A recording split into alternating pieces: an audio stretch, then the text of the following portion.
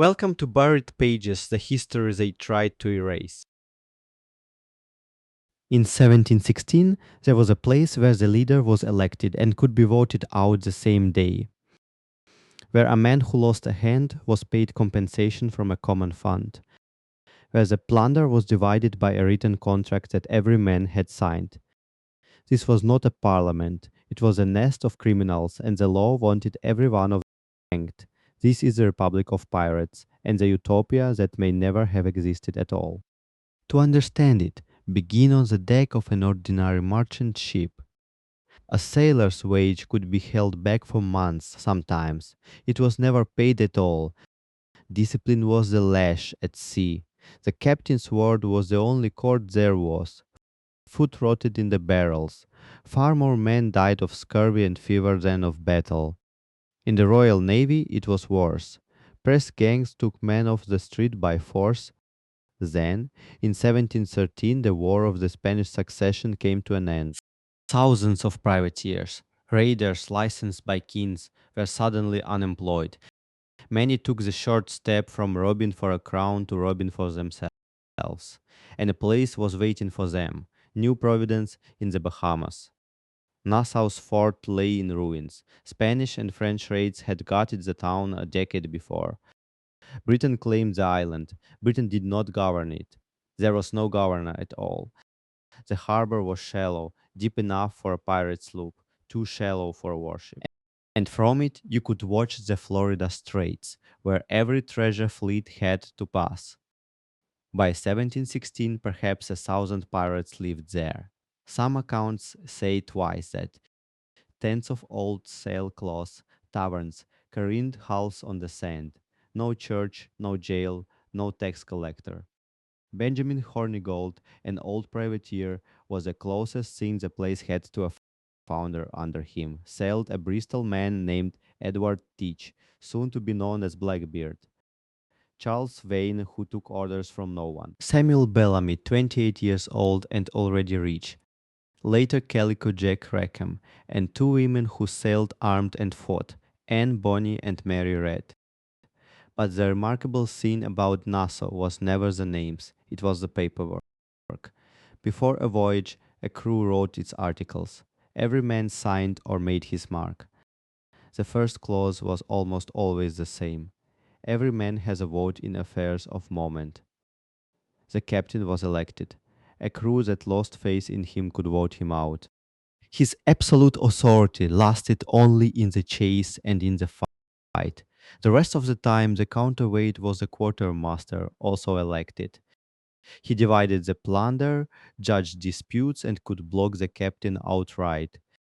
Shares were fixed in writing. The captain took two. Most of the crew took one. Compare that with a merchant ship, where the owner ashore took very nearly.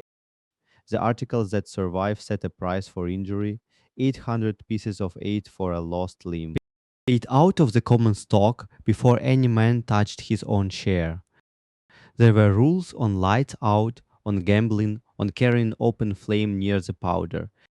And the rules that no man strike another aboard. Quarrels went ashore, settled before witnesses. None of this was idealism. It was a crew of armed men solving the problem of trust. But the result looked very strange for its century, a floating society held together by consent. Some of these crews elected their leaders decades before the American and French revolutions. A story written down years later has one pirate captain mocking a captured merchant sailor. The rich rob the poor under the protection of the law. He says, "We rob the rich under our own." Whether Bellamy ever said those words, we cannot know. They were printed long afterwards. And that brings us to the strangest chapter of the whole story. In 1724, a book appeared in London, A General History of the Piratis. It described a colony on Madagascar, founded by a French captain named Misson. Its name was Libertalia. Its people called themselves the Liberi. They kept one treasury and elected their leaders. They freed every enslaved person they found aboard the ships they captured. They refused the word pirate. They said they made war on tyranny, not on trade. It is a beautiful story. There is no evidence that any of it ever happened. No colony, no mission, no ruins. Only that one book. Most historians now read Libertalia as fiction, a political argument dressed as a voyage, but Madagascar itself was real enough. Pirates did settle there.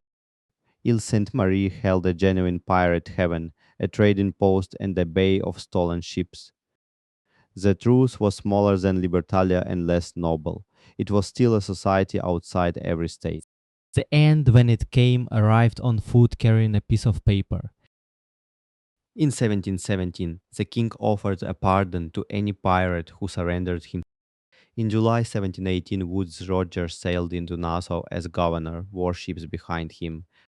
Hundreds took the pardon. Charles Vane set a ship ablaze and escaped through the smoke. Blackbeard was killed that November. Rackham hanged in 1720. Bonny and Red escaped the rope by pleading pregnancy. Rogers gave the islands a new motto: piracy expelled, commerce restored. But the articles were already written and copied and signed again on other decks. Men who owned nothing had put it in writing that power is land and can be.